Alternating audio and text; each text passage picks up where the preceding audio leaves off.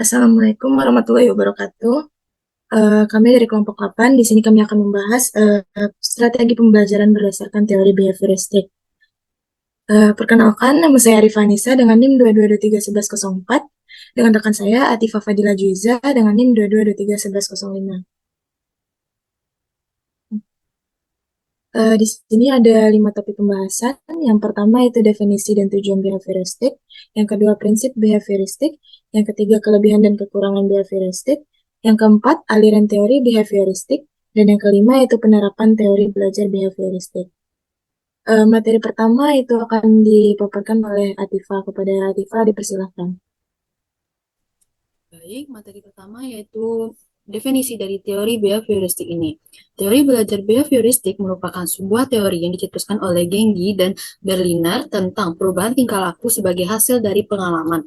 Teori ini berkembang menjadi aliran psikologi yang berpengaruh terhadap arah perkembangan teori dan praktek pembelajaran, yaitu aliran behavioristik. Aliran ini menekankan pada pembentukan perilaku yang tampak sebagai hasil belajar. Seseorang dianggap telah belajar sesuatu jika ia menunjukkan perubahan tingkah lakunya. Sebagai contoh, seorang siswa belum dapat berhitung perkalian, walaupun ia sudah berusaha giat dan gurunya sudah mengajarkannya dengan tekun, namun jika anak tersebut belum dapat mempraktikkan perhitungan perkalian, maka ia belum dianggap belajar, karena dia belum menunjukkan perubahan tingkah laku sebagai hasil dari belajar itu sendiri. Belajar menurut teori behavioristik adalah perubahan tingkah laku sebagai akibat dari adanya interaksi dan antara stimulus dan respon. Stimulus merupakan apa saja yang diberikan oleh guru kepada peserta didik, sedangkan respon merupakan reaksi atau tanggapan peserta didik yang diberikan oleh guru tersebut. Apa yang diberikan oleh guru dan apa yang diterima oleh peserta didik harus dapat diamati dan diukur. Hal ini karena teori behavioristik mengutamakan pengukuran, yang merupakan suatu hal yang penting dilihat dari terjadi atau tidaknya perubahan perilaku tersebut. Selain faktor stimulus dan respon, ada faktor lainnya yang dianggap penting menurut teori behavioristik, yaitu faktor penguatan atau reinforcement. Penguatan adalah apa saja yang dapat yang memperkuat timbulnya respon. Adapun kerangka kerja dari teori behavioristik ini, teori behavioristik dilaksanakan jika terjadinya stimulus yang diberikan oleh guru dapat berupa perintah, permintaan penugasan kepada siswanya. Kemudian siswa akan menerima stimulus atau perintah dari guru tersebut sehingga siswa akan memberikan respon. Misalnya, siswa mengerjakan tugas yang telah diberikan oleh guru atau melakukan apa yang diminta oleh guru. Respon ini akan ada dua jenisnya, yaitu respon um, yaitu siswa bisa merespon atau melakukan tugas dari guru dengan baik, dan ada yang siswa sama sekali tidak bisa merespon apa yang diberikan oleh guru. Setelah siswa merespon atau tidak merespon apa yang ditugaskan oleh guru, maka guru akan memberikan reinforcement atau penguatan yang bergantung dari respon siswa itu sendiri. Ada dua jenis penguatan, yaitu penguatan positif atau reward. Penguatan ini dilakukan jika siswa merespon atau mengerjakan perintah guru dengan baik. Penguatan positif bisa berupa penghargaan, ucapan, pujian. Tujuan dari penguatan positif ini agar siswa merasa senang dan diharapkan siswa bisa mempertahankan perbuatan baiknya tersebut. Selanjutnya yaitu penguatan negatif atau punishment. Penguatan ini diberikan jika siswa tidak dapat merespon atau mengabaikan tugas dari guru atau memberikan respon yang negatif. Tujuan dilakukannya penguatan negatif ini eh, agar siswa merasa jerah atau tidak nyaman dengan perbuatan yang tidak baiknya tadi, sehingga dia tidak akan mengulangi perbuatan tersebut. Penguatan negatif ini bisa dilakukan berupa hukuman yang disesuaikan dengan karakteristik siswa itu sendiri.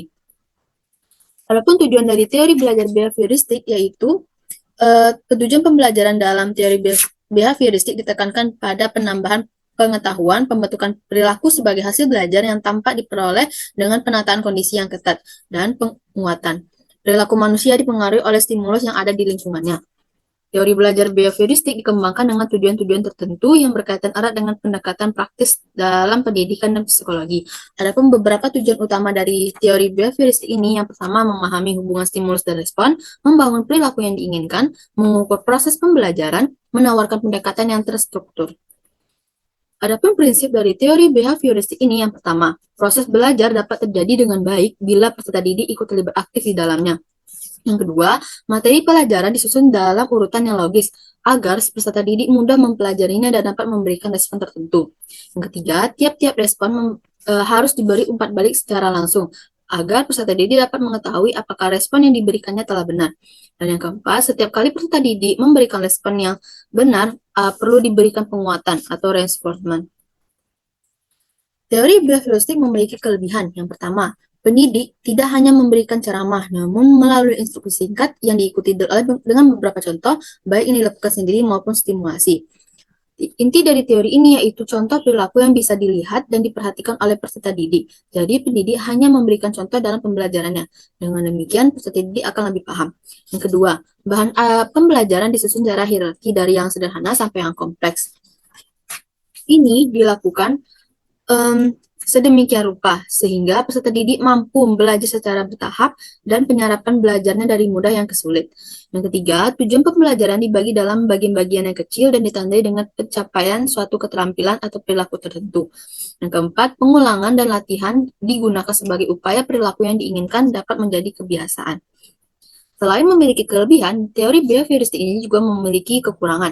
Di antaranya, teori ini tidak mampu menjelaskan alasan yang mengacaukan hubungan antara stimulus dan respon.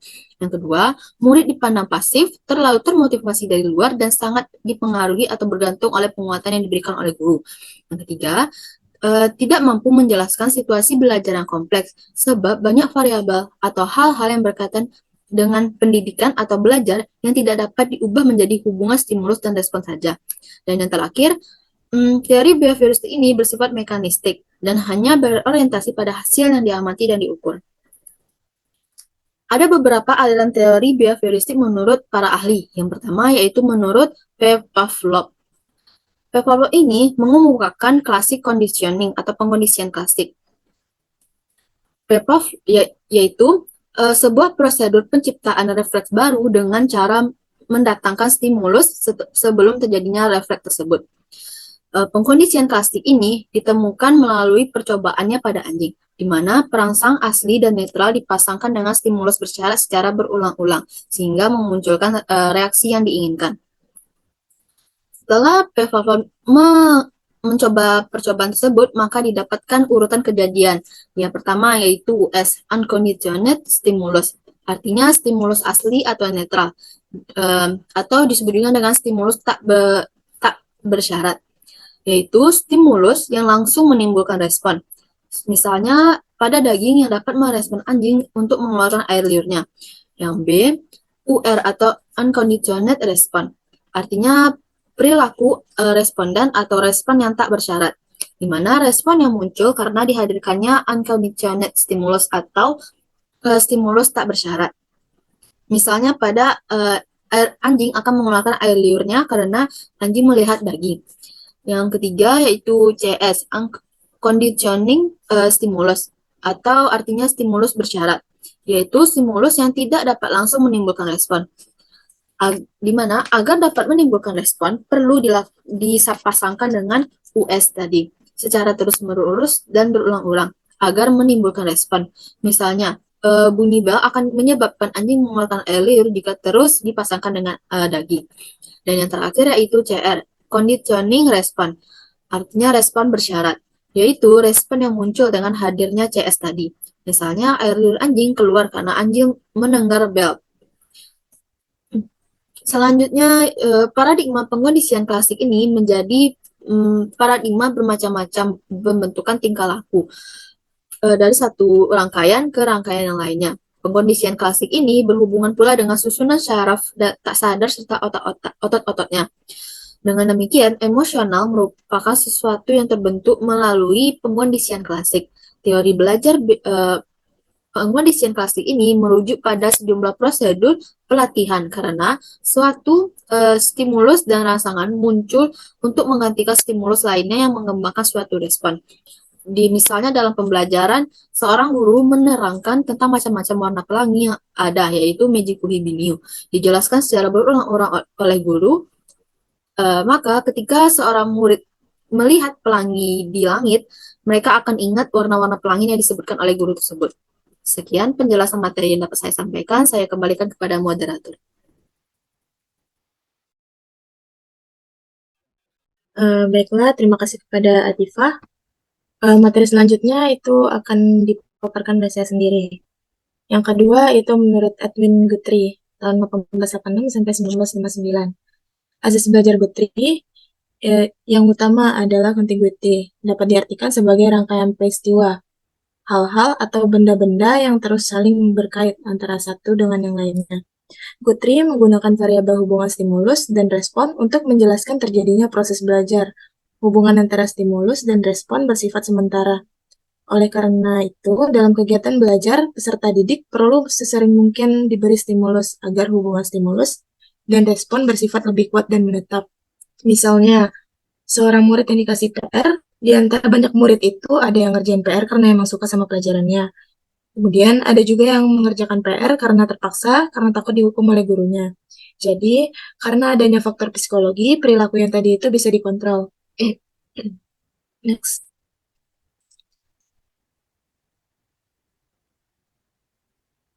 Next.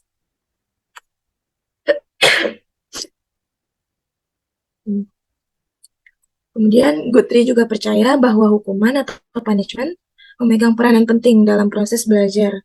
Hukuman yang diberikan pada saat yang tepat akan mampu mengubah tingkah laku seseorang. Saran utama dari teori ini adalah guru harus dapat mengasosiasi stimulus respon secara tepat. Siswa harus dibimbing melakukan apa yang harus dipelajari dalam mengelola kelas. Dalam mengelola kelas, guru tidak boleh memberikan tugas yang mungkin diabaikan oleh anak.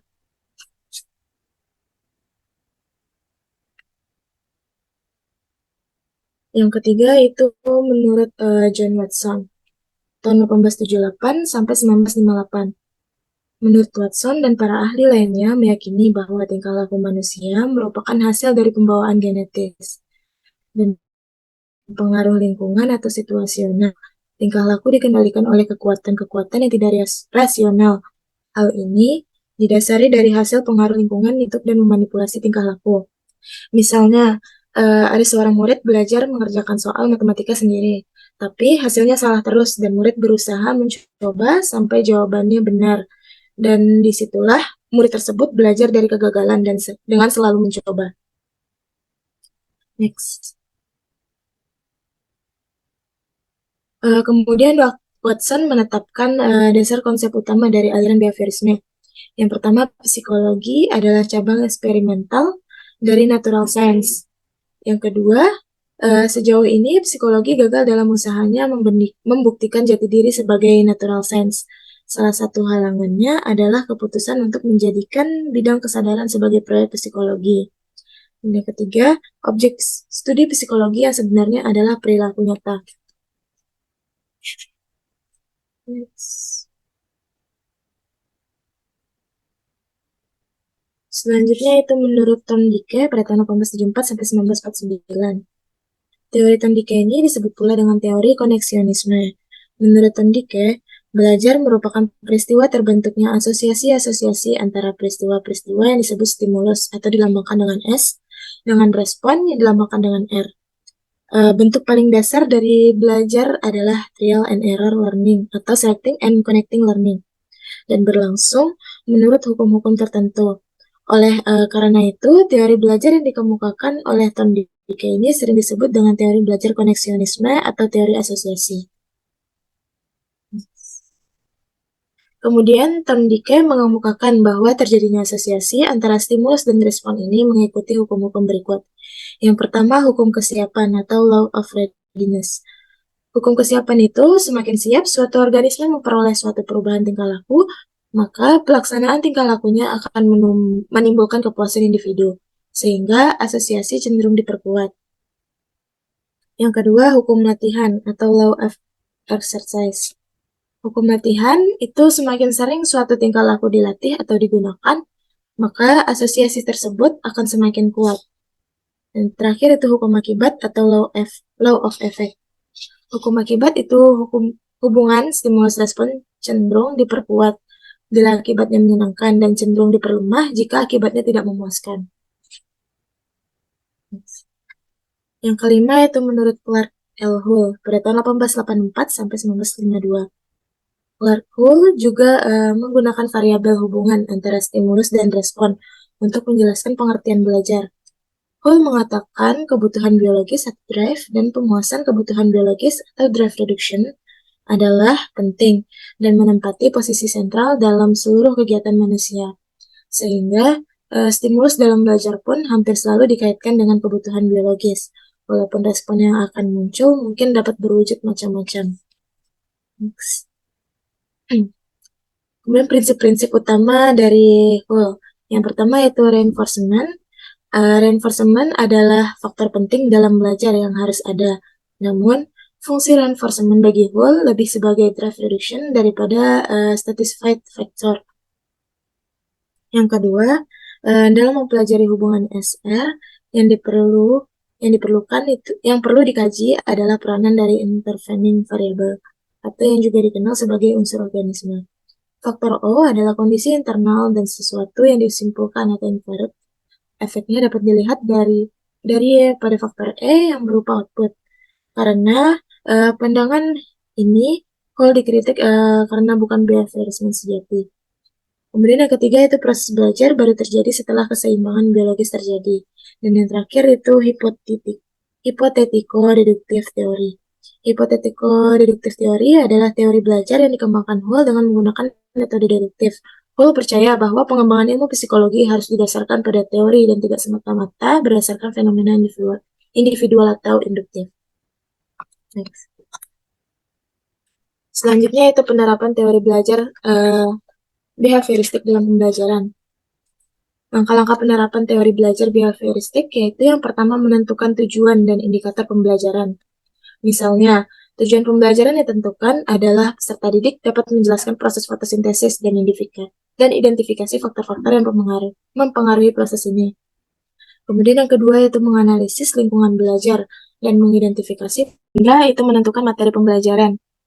Misalnya, materinya berfokus pada konsep-konsep dasar fotosintesis seperti bagian-bagian tanaman yang terlibat dan peran cahaya matahari. Yang keempat itu menguraikan materi pembelajaran menjadi bagian-bagian. Contoh, materi diuraikan menjadi beberapa topik seperti proses fotosintesis, faktor-faktor fotosintesis, dan proses fotosintesis pada tanaman berdaun. Kemudian yang kelima itu menyajikan pembelajaran. Guru memberikan penjelasan tentang proses fotosintesis dengan menggunakan gambar dan contoh-contoh yang mudah dimengerti. Kemudian yang keenam itu memberi stimulus pada peserta didik. Misalnya, guru memberi tugas kepada peserta didik seperti memberikan soal latihan tentang hukum pertama Newton dan meminta mereka untuk menjawabnya. Selanjutnya, yang ketujuh itu mengamati dan mengkaji respon yang diberikan peserta didik. Misalnya, guru mengamati bagaimana peserta didik merespon soal latihan tersebut. Apakah mereka menjawab dengan benar atau tidak. Selanjutnya, memberikan penguatan baik, positif maupun negatif. Misalnya, jika peserta didik menjawab dengan benar, guru memberikan penguatan positif itu berupa pujian. Tetapi jika peserta didik menjawab dengan salah, itu guru memberikan penguatan negatif berupa mengoreksi dan menjelaskan jawaban yang benar. Kemudian kesempatan itu memberi stimulus ulang. Misalnya, guru memberi lebih banyak soal latihan atau studi kasus terkait hukum pertama Newton untuk memperkuat pemahaman peserta didik. Kemudian yang ke-10 itu mengamati dan mengkaji respon dari peserta didik. Misalnya, guru terus mengamati dari mengevaluasi respon peserta didik terhadap stimulus ulang ini.